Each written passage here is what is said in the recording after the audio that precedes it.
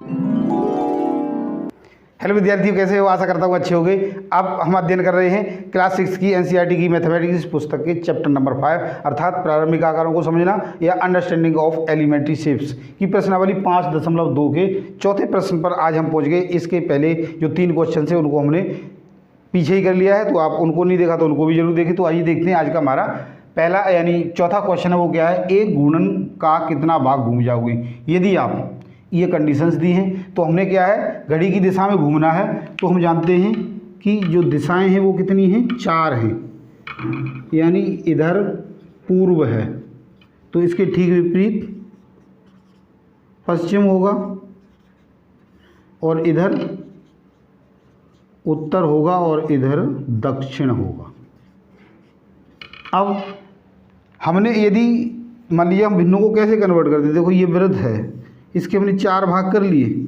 तो यदि इसको भिन्न में बदलना है तो जितने भाग किए हैं उतने नीचे आ जाएंगे और जितना चलेंगे, जैसे इसको लेना है तो 1/2 आ जाएगा, इसको लेना है तो 1 और 1 2/2 आ जाएगा। तो इसका सारा लेकर हम इसको सॉल्व करते हैं। तो क्या है, देखो कोई व्यक्ति पूर्व की ओर मुंह करके खड़ा है यानी इधर मुंह करके खड़ा है और वह घड़ी की दिशा में, घड़ी की दिशा क्या होगी, इस तरीके से घूमेगा। यानी यहाँ आएगा फिर यहाँ आएगा और उत्तर में जाना है तो यहाँ आएगा, उत्तर घूमता है। तो देखो क्या है, उसने एक ये कंप्लीट रिवॉल्यूशन के लिया अर्थात 90 डिग्री घूम लिया। फिर वह पश्चिम में पहुँचा, फिर उसने 90 डिग्री घूम लिया। फिर वह उत्तर में पहुँचा तो फिर उसने 90 डिग्री घूम लिया। अब ये कितना है, 1/4 है। ये कितना है, 1/4 है। ये कितना है, 1/4 है। ये यानी सारे के सारे क्या है, 1/4 पार्ट है। इसने कितने पार्ट घूमे, एक ये घुमा है, एक ये घुमा है और एक ये घुमा है। तो क्या पूछा गया है कि कितना भाग घूम जाएगा। तो पूर्व की ओर पूर्व से उत्तर जाने में या घूमने में कहेंगे,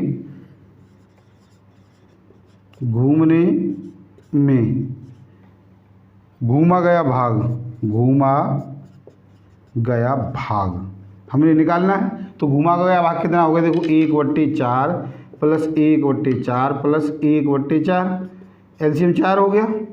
ऐसे जोड़ देते 1 + 1 + 1 अर्थात 3/4 भाग उसने घूम लिया। तो इसका हमारा आंसर क्या हो गया, ए पार्ट का 3/4 भिन्न या भाग। यहाँ पर भाग भी लिख सकते हो या इसको हम भिन्न या फ्रैक्शन भी लिख सकते हैं। अब हमने इसको दूसरे तरीके से और करके देखें तो देखो क्या है, 360 एंगल घूमा, वो कंप्लीट एंगल कितना है, 360 है। और घूमा कितना है वो, उसमें से 90 और 90 180 हो गया और 90 270। यानी इस तरीके से भी इसको आप इस 0 से 0 कट गया, 9 से ये 9 3 27 और 9 4 36 यानी 3/4। तो यहाँ भी 3/4 है और यहाँ भी। तो हम एंगल से भी कर सकते हैं और ऐसे भी कर सकते हैं। अगला यानी बी पार्ट देखते हैं क्या दिया गया है।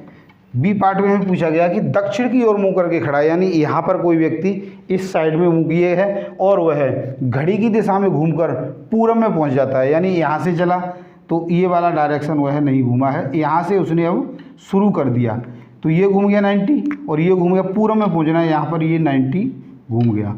तो क्या है, दक्षिण से पूर्व की ओर जाने में बी पार्ट है, दक्षिण से पूर्व तक घूर्णन में या घूमने में, घूर्णन में घूमा गया भाग या घूर्णित भाग, घूमा गया भाग या भिन्न बराबर। फिर वही 3 पार्ट घूमे उसने तो 1/4 प्लस 1/4 प्लस 1/4 यानी 3/4 भाग या भिन्न हुआ, घूम लिया। तो इसका आंसर भी हमारा 3/4 हो गया।